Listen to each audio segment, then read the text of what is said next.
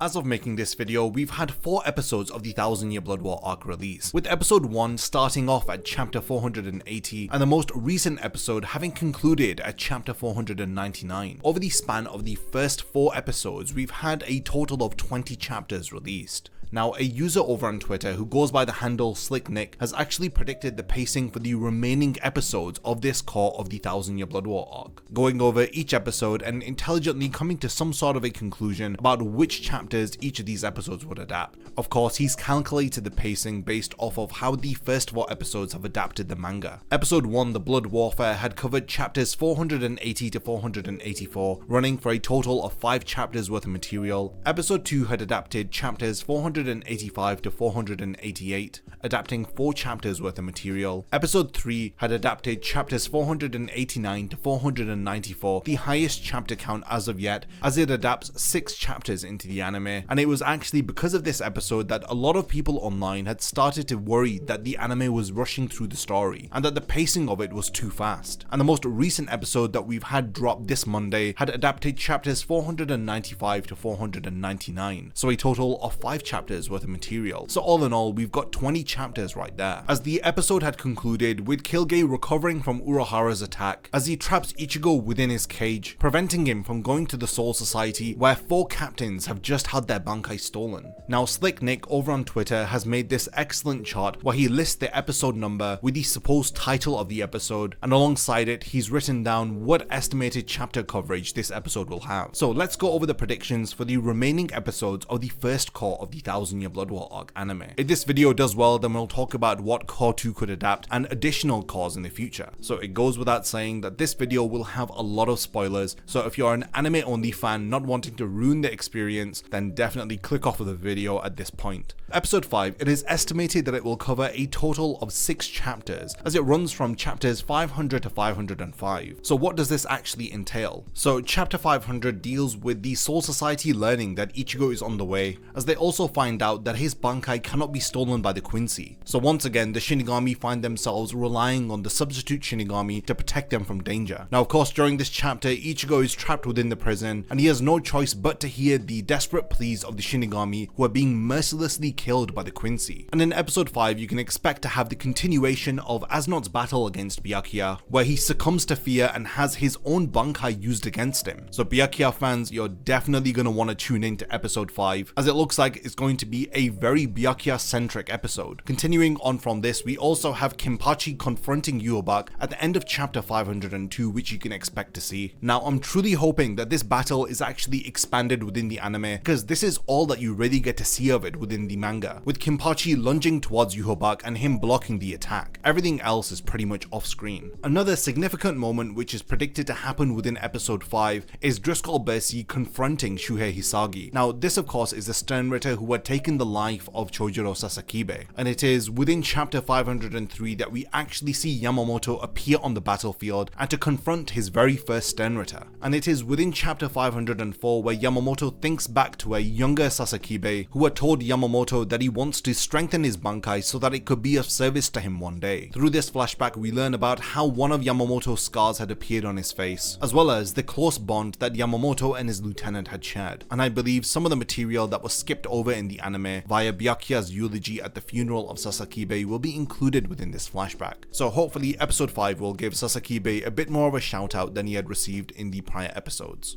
And you can of course expect to see an enraged Yamamoto who takes his anger out on Driscoll for disrespecting the bankai of his late lieutenant. And in chapter 505, we see the reactions of the different captains and lieutenants as they sense the spiritual pressure of head captain Yamamoto and just how furious he is at this moment in time. Komamura is getting fired up, and so is Shunsui. And I feel like this is an excellent point to end episode 5 on, as we have a bit more material of chapter 505 left over, and I feel like this would fit perfectly into episode 6, which is estimated to cover chapters 506 to 511. So this is immediately after Yhwach holds up Kenpachi by his neck and Yamamoto appears onto the battlefield to confront the leader of the Quincy. Also, I forgot to mention that when Kenpachi had confronted Yhwach, he actually had 3 Sternritters hanging over his shoulder. Now I hope that they do include some of these extended sequences where we get to see Kenpachi face off against these different Sternritters. So episode 6 is predicted to adapt about 6 chapters of the manga, so from chapters 506 to 511, as it pretty much begins Yamamoto's battle against Yhwach. It was this episode that Kubo was actually hyping up during the Viz panel, where we got to see an exclusive interview of him, and he was expressing how pleased he is with how the anime has actually faithfully adapted this battle. So you can expect to see episode 6 drop on the 14th of November. Now of course, this episode will include the Bankai of Yamamoto, Zanka no Tachi, as chapter 506 actually ends with Yamamoto calling out the release command of his Bankai. So this episode is going to be heavily focused on the 4 stages of his Bankai and how the different captains around the Serite react to the immense spiritual pressure that it unleashes. So you've got Zanka no Tachi East, Zanka no Tachi West, where Yamamoto resurrects the corpses of every soldier who has died at the hands of his blade. Now this includes the former comrades of Yhwach from 1,000 years ago. Chapter 509 sees Yhwach actually reacting to Zanka no Tachi South as he recognizes a few of his former comrades, with chapter 509 concluding with Yamamoto activating Zanka no Tachi North as he unleashes a final powerful swift strike to take out Yhwach. Now in the following chapter, we actually learn that Yamamoto was fighting against a doppelganger as Yhwach arrives onto the battlefield, where he reveals that he was in the central underground prison Muken, as he had tried to recruit Aizen into his army, who had in fact refused his offer. Now following this, Yamamoto tries to activate his Bankai, but Yhwach actually steals it as he bids farewell to Yamamoto at the end of chapter 510, and chapter 511, where it is predicted that episode 6 will end on, features the tragic demise of the head captain, which will mean that this episode will end on a very emotional note. As the Quincy continue their slaughter of the Soul Society, hope appears to be lost until an explosion erupts in the air, and I'm assuming that episode 6 will end with Ichigo arriving in the Soul Society. Episode 7 is predicted to be titled Born in the Dark and is estimated to cover chapters 512 to 516, so a total of 5 chapters, and this episode will hopefully release on the 21st of November. Now it covers everything from Ichigo arriving within the Soul Society and speaking to a bloodied Byakuya, to where he appears before Yhwach and he confronts him. I'm assuming that the confrontation with Yhwach will actually take us to the midpoint of the episode, where Yhwach tells Ichigo that he knows very little about his own mother, where he hints that Ichigo actually has Quincy heritage. Now after Hashwell breaks Ichigo's Tensa Zangetsu, Yhwach escapes into the shadow as he refers to Ichigo as his son born in the dark. Now following this, episode 7 is predicted to also cover chapters 515 and 516, where we have 2 chapters which cover the aftermath of the first Quincy invasion, where we see the different Shinigami healing up their injuries and everyone dealing with the sudden loss of the head captain. And this takes us to chapter 516,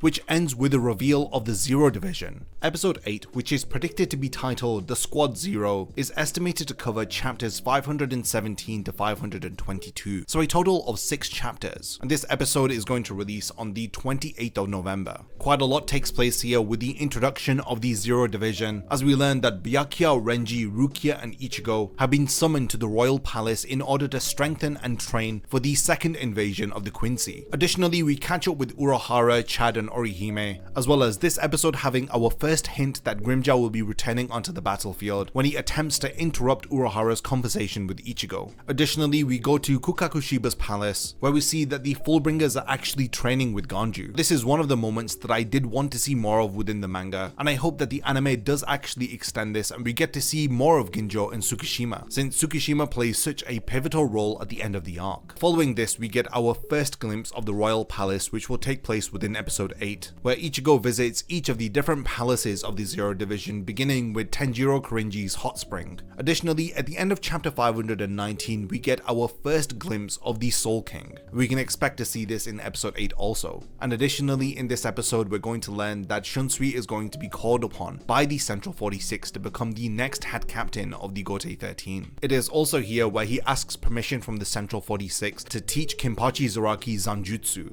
and the individual who's going to be training Kenpachi is revealed to be none other than the first Kenpachi, Unohana Yachiru. Now while Rukia and Byakuya are healing, we follow Ichigo and Renji as they make their way through Kiryu Hikifune's palace. After this, they arrive within Uetsu Nimaya's domain, where it is revealed that he is the creator of all Zanbakuto, and it is here where they will have their blades reforged. Now episode 8 hopefully should end with the introduction of Uetsu Nimaya, as it takes us into episode 9, which is going to be centered around Unohana vs Kenpachi, another highly anticipated battle from the Thousand Year Blood War arc, which we're going to see in just a couple of weeks, as episode 9 is going to release on the 5th of December, and it's going to adapt chapters 523 to 527, so a total of 5 chapters. Now it seems like episode 9 will begin with Ichigo and Renji facing off against the Horde of Asuchi, the nameless Zanpakuto, or to be honest, it may be fitting if all of this sequence is included at the end of episode 8, so that episode 9 can be centered solely around Unohana vs Kenpachi, as it's in chapter 523 where we see the two of them confront each other and we learn about the long-standing history between these two characters. This episode has them beginning their battle as Shunsui narrates that one of them has to die. This ominous warning is followed by Isane reading a letter left behind by her captain, as well as Yachiro picking up Kenpachi's eye patch, as the two of them have nothing to lose as they begin their battle at full power. And through their battle, we learn more and more about the long-standing history between Kenpachi and Unohana, through a flashback that we get in chapter 525, where we learn that Unohana had actually encountered Kenpachi when he was young, and it was all the way back then when she had fought Kenpachi, she had finally found someone who was stronger than her, but because of this battle, Kenpachi had ended up putting a subconscious block on his own power. This is the sin that Unohana feels responsible for, and it is gradually during their battle, with every attack that Kenpachi receives, where he comes back stronger and stronger. Following this, in chapter 526, Unohana activates her Bankai for a brief moment in time, and it's in chapter 527 where Kenpachi cuts down Unohana, thus bringing an end to their battle, as we see that for the first time in the entirety of the series, Kenpachi is finally able to hear his Zanpakuto, hinting that he too will have his very own Shikai and hopefully Bankai transformation later on. Now chapter 527 continues with Renji having been revealed to have submitted an Asuchi, while Ichigo having failed completely.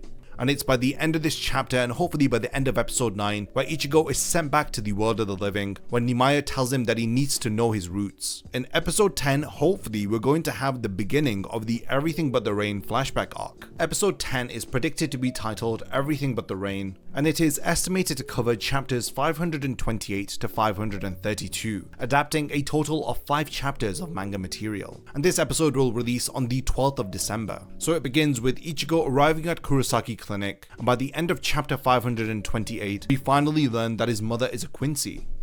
Now the flashback of Everything But the Rain actually begins in chapter 529, where we see a younger Isshin who is the head of the 10th Division, and under him is his Lieutenant Rangiku, with his third seated officer being Hitsugaya. Additionally, we get to see Aizen conducting experiments with Gin and Tozen, as we learn that they are responsible for the hollow named White, who ends up possessing Masaki later on. Following this, we get to see Masaki introduced into the story, as she is a resident of the Ishida household. We get to see a younger Ryuken, as well as learning the circumstances behind why Masaki is within the Ishida family, as she is to have an arranged marriage with Ryuken. Chapter 530 concludes with the reveal of the Hollow White. We see Isshin battling against the Hollow as Masaki rushes to his aid, but after having activated his Shikai, he is cut down by a cloaked Aizen. And in chapter 532, Masaki arrives to protect Isshin, and it is by the end of this chapter where she is actually bitten by the Hollow. At this point that it is predicted that episode 10 will end, as the Everything But the Rain flashback arc continues on into episode 11, which is predicted to adapt chapters 533 to 537. Once again, 5 chapters worth of manga material, and this episode will hopefully release on the 19th of December. So after the battle against the Hollow White, everything appears to be normal, as Isshin returns to the Soul Society and reports back to the head captain, and Urahara makes his introduction into the story, as he senses that something isn't right with Masaki. Following this, we learn that Masaki is undergoing holification, as Ryuken and Isshin argue about what to do, that is until Urahara arrives to offer them some help. And it's in the following chapters where we learn that Isshin had to tether his soul to Masaki's in order to save her, and consequently in doing so he had lost all of his Shinigami powers, having been forced to leave behind his old life as the captain of the 10th Division, as he had to set up a new life as a human within Karakura Town, as he was taught medicine by Urahara so that he could open up his own clinic. Now it is in episode 11 where Ichigo will learn that it was in fact Yhwach who was responsible for the death of Misaki, as he finally understands what Yhwach had meant when he referred to him as a son born in the dark. Episode 11 should hopefully conclude at the end of chapter 537, where it reveals that Uryu has joined Yhwach's army and become a Sternritter. Episode 12 is easily going to be one of the biggest episodes of the first core of the Thousand Year Blood War arc. This episode is predicted to be titled The Blade and Me. For longtime manga fans of Bleach, you know exactly what The Blade and Me is. And this is a series of chapters that we've waited so long to be adapted into anime form, as it is here where all of the missing pieces in relation to Ichigo's character and his powers are all put together, and everything just makes sense. This episode is predicted to adapt chapters 538 to 542, so a total of 5 chapters. And this episode is going to release the day after Christmas, the 26th of December, and it's going to be a very impactful episode to end the year on. Now this episode is going to feature everything from Ichigo returning to Uetsu Nimaya's palace, where he finally has an Asuchi kneel before him.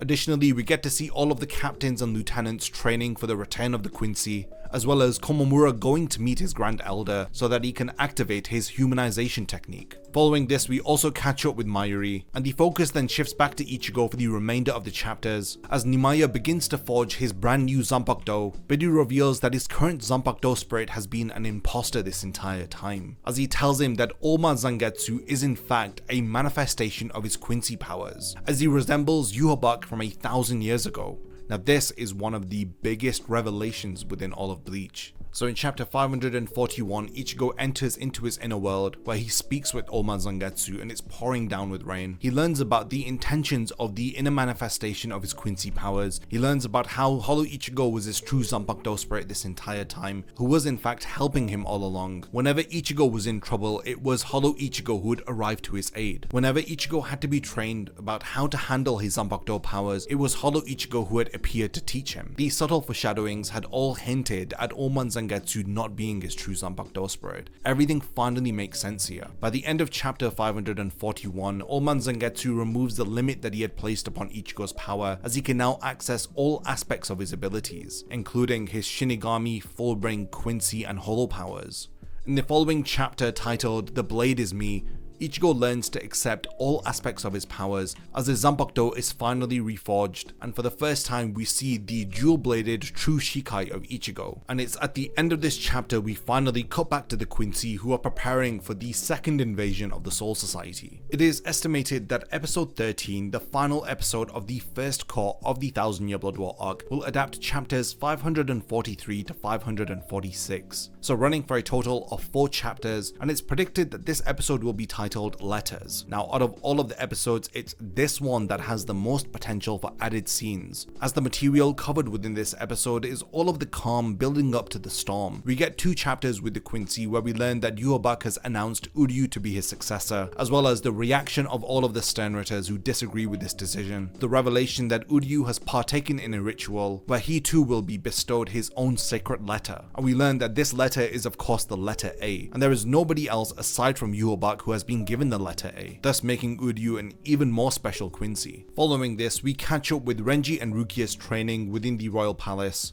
where we learn that they are going to be trained personally by Ichibe. Then chapter 545 sees Shunsui visiting Ichigo's friends within the world of the living, as he offers them soul tickets to freely enter into the Soul Society in order to visit their friend. This is on the off chance if Ichigo becomes so powerful that he can no longer return to the human world. Additionally, we catch up with Orihime, Chad, and Urahara within Hueco Mundo, and hopefully by the end of episode 13, the second invasion of the Quincy will begin, as the entire Serite is replaced by the Quincy fortress hidden within the shadows, Silben, as Yhwach states at the end of the first core of the Thousand Year Blood War arc that the sealed Quincy King will return, and in 9 days he will rule the world. Now this pretty much sums up all of the material that will be adapted into the remaining episodes of the Thousand Year Blood War arc. So this is everything from episodes 5 to episodes 13, beginning on the 7th of November and hopefully concluding on the 5th of January. So at this current pace, it is about 67 chapters that will be adapted into the first 13 episodes of the Thousand Year Blood War arc. Hopefully this video has helped you to understand the direction of the remaining episodes of the Thousand Year Blood War arc and how they will be handling the pacing and what episodes you can definitely look forward to seeing. I know that I'm excited for episodes 10 and 11, which will be adapting the Everything But the Rain arc into 2 episodes,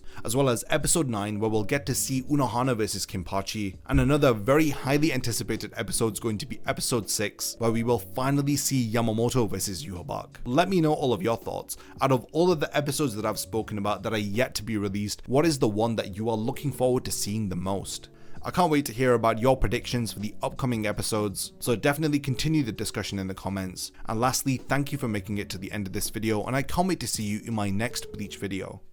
If you enjoy my content, then you can support my channel through Patreon for as little as $1 a month, or even through YouTube by becoming a channel member. You will gain access to exclusive channel perks and a Discord server which I frequently use. So become a member of my Zero Division and be the first to know about my upcoming videos. And once again, thank you for sticking around till the end of the video, and whatever you contribute will mean a lot to me.